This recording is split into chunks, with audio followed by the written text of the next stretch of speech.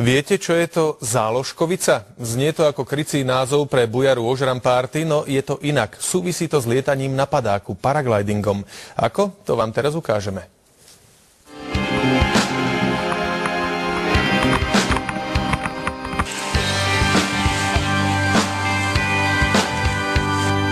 Ve bárce mě unáší proud, sám sebe se ptám, kam jsem vlastně chtěl plout.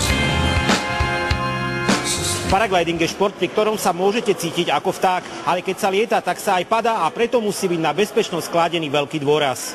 Okrem hlavného krídla, na ktorom letíte, máte aj záložný padák a ten treba minimálne raz za rok preskúšať. A pretože pri reálnom lete je to riskantné, organizuje sa záložkovica.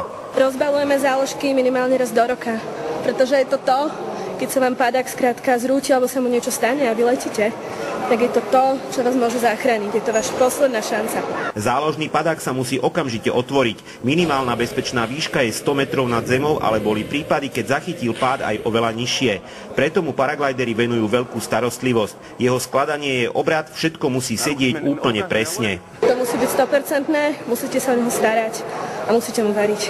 A tak sa vyhadzovalo a skladalo. Napokon boli všetky padáky vyskúšané a ďalšia letecká sezóna sa môže začať. Rastislav Ekert, televízia JOJ.